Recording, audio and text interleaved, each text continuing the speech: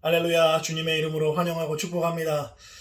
이 새벽에 주님의 말씀을 또 사모하여서 나오신 모든 분들께 주님께서 큰 은혜로 함께 해주시고 또 평강으로 이끌어 주시기를 원합니다.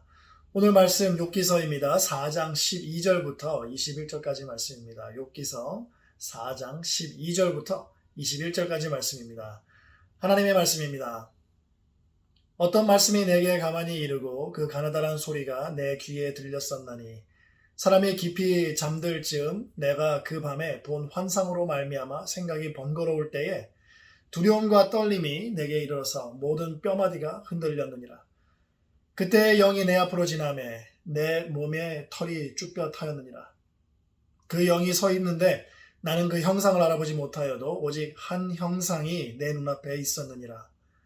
그때에 내가 조용한 중에 한 목소리를 들으니 사람이 어찌 하나님보다 의롭겠느냐, 사람이 어찌 그 창조하신 이보다 깨끗하겠느냐. 하나님은 그의 종이라도 그대로 믿지 아니하시며 그의 천사라도 미련하다 하시나니 하물며 흙집에 살며 티끌로 털을 삼고 하루살이 앞에서라도 무너질 자이겠느냐. 아침과 저녁 사이에 부스러져 가루가 되며 영원히 사라지되 기억하는 자가 없으리라. 장막줄이 그들에게서 뽑히지 아니하겠느냐. 그들은 지혜가 없이 죽느니라. 아멘. 기도하시겠습니다. 할렐루야. 아버지 하나님 감사합니다. 오늘 주님께서 우리에게 허락하신 귀한 말씀, 아버지 하나님께서 우리의 마음의 심령에 들려주시고 만져주시사, 아버지 하나님 오늘 말씀 따라서 또 주님께서 만져주시고 조정해주시고 또 변화시켜주시는 모습대로 살아갈 수 있도록 아버지 하나님 붙잡아 주시고 역사하여 주시옵소서. 모든 말씀 예수님의 이름으로 기도드렸사옵나이다. 아멘. 엘리바스가 욥에게 말을 계속해서 이어가고 있습니다. 지금 욥이 왜 이런 일을 겪고 있는지 모르고 있는 것 같아서인지 엘리바스는 욥에게 지금 자기가 겪고 있는 이 모든 것들은 죄에 대한 벌이라고 말해주고 있습니다. 심는 대로 거둔다. 지금 그 얘기를 하고 있는 거죠. 온몸에 종기가 난 욥에게, 모든 것을 잃은 욥에게, 자녀들을 모두 잃은 욥에게 말이죠. 엘리바스는 이제 하나님으로부터 직접 받은 계시를 욥에게 말해주면서 자기의 주장을 뒷받침합니다. 어떤 말씀이 가만히 이르렀고 가느다란 소리가 들리는 것을 경험했습니다.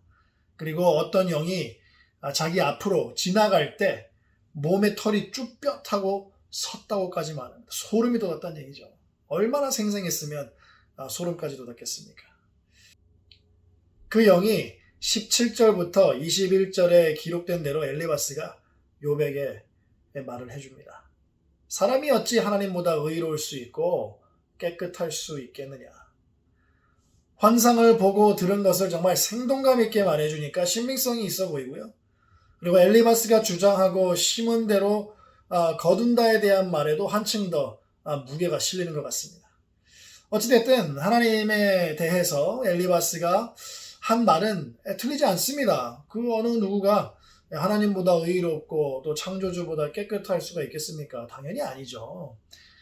하나님에 비해서 인간은 한없이 악하고 더럽고 어리석고 또 아침과 저녁 사이에 사라져 가루가 되는 것처럼 연약한 존재입니다. 네, 엘리바스의 말이 맞습니다. 그러나 욥의 환난은 그의 죄 때문에 일어난 것이 아니라 그의 의로움 때문이었음을 우리는 알죠. 하나님과 사단과의 이 대화를 우리는 봤지 않습니까? 그리고 욥의 육신이 연약하기 때문에 지금 이 고통을 겪고 있는 것이고 또 유한한 존재이기 때문에 사랑하는 자녀들의 죽음의 슬픔을 아주 깊이 겪고 있는 것 아니겠습니까? 엘리바스가 보고 들은 계시에 대해서는 우리는 부인할 수 없습니다. 왜냐하면 그가 직접 보았고 들었고 또 그가 보고 들은 것에 대해서 성경은 반박하고 있지 않기 때문에 그렇습니다. 분명히 보고 들은 것 맞습니다. 그렇지만 자기가 받은 계시를 모든 상황에 똑같이 적용시킬 수는 없습니다. 오히려 엘리바스가 받은 계시는 보편적으로 하나님의 위대하심과 또 인간의 연약함을 보여주는 계시죠. 그래서 하나님께서는 늘 계시로 그때도 그렇지만 지금도 우리에게 말씀하십니다. 말씀을 통해서 계시하실 때가 있고요. 항상 우리는 말씀을 통해서 하나님을 보고 하나님의 말씀을 듣죠. 말씀을 통해서 계시하는 건 확실합니다. 그리고 가끔 가다가 꿈이나 환상 또는 기도를 통해서 계시하실 때도 있고요. 또 교회를 통해서 계시를 하실 때도 있습니다. 이처럼 여러 가지 방법을 하나님께서 사용하셔서 계시를 해 주시는데요. 특히 꿈이나 환상 또는 이제 기도를 통해서 계시를 주실 때 엘리바스처럼 잘못 적용해서 잘못 해석하고 잘못 적용해서 헛된 잘못된 소망을 갖거나 다른 사람들에게 상처를 주는 경우도 적지 않습니다. 하나님께서 계시를 통해서 하나님의 마음과 하나님의 뜻을 보여주시는 거거든요. 그래서 환상이나 계시를 보고 들을 때는 늘 기도로 성령님께 의지해야 됩니다. 먼저 맡겨야 됩니다. 왜냐하면 우리는 1차적으로 해석 불가능하기 때문에. 그래서 환상이나 계시를 보고 들었을 때는 먼저 기도로 성령님께 의지하고 맡깁니다. 그리고 반드시 성경 말씀에 빗대어 봐야 됩니다. 그래서 이 하나님의 마음과 뜻이 온전히 이 계시와 맞는지 그리고 나타나 있는지 살펴봐야 됩니다. 하나님의 계시가 아닐 수도 있거든요. 그리고 만약에 하나님께서 주신 계시를 다른 사람에게 전해야 된다면 하나님의 선하신 마음, 그 마음을 품고 전해야 됩니다. 전해야 하는 상대가 악인이고 당장 회개해야 하는 상황이 아닌 이상 최대한 사랑으로 권면하면서 전해야 됩니다. 주님께서 하셨던 것처럼 말이죠. 예수님은 예루살렘이 무너지고 망할 것을 아셨지만 막상 입성하셔서는 눈물을 흘리시고 탄식하셨습니다. 자기를 책찍질하고 십자가에 못 박은 죄인들을 향해서 하나님 아버지의 용서를 구했습니다. 그들이 어떻게 될지 아셨지만 하나님의 아버지의 용서를 구하셨습니다. 그러나 불법을 일삼는 악한 사람들, 바리새인들 이런 사람들에게는 독사의 자식들아 하면서 심하게 책망을 하셨던 때도 있습니다. 예수님처럼 계시를 말하거나 전하거나 또한 이렇게 말을 할 때에 예수님처럼 말하는 방법을 배워야 됩니다. 평상시에 하는 말이든 하나님의 계시를 전하든 상관없이 예수님처럼 말하는 방법을 우리는 배워야 돼요. 그래야 상처가 싸매지고 그래야 회개로 돌아오고 위로가 되어지고 치유가 됩니다.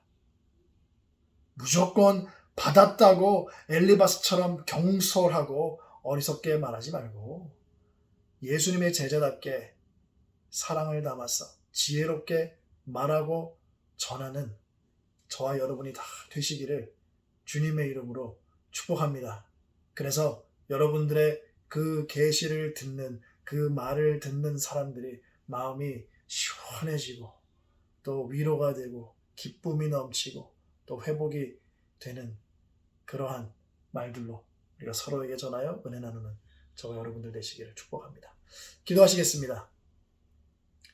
할렐루야. 아버지 하나님 감사합니다. 아버지 하나님께서 우리에게 주신 귀한 말씀, 아버지 하나님 말씀 따라서 우리가 정말 예수님처럼 말하고 예수님처럼 전하는 사람들이 되기를 원합니다. 주님, 엘리바스처럼 경솔하게 받았다고 무조건 이렇게 전해버리는, 상황에 전혀 맞지 않게 전해버리는 그런 어리석은 사람이 되지 않게 하시고, 아버지 하나님께서 기뻐하시는 모습대로 주님이 영광 받으시는 모습대로 말하고 전하는 우리 모두가 되어서 서로에게 힘이 되고 위로가 되고 또 치유가 되며 또 소망을 안겨주는 우리 모두가 될 수 있도록 아버지 하나님 붙잡아 주시고 역사하여 주시옵소서. 모든 말씀 예수님의 이름으로 기도드렸사옵나이다. 아멘.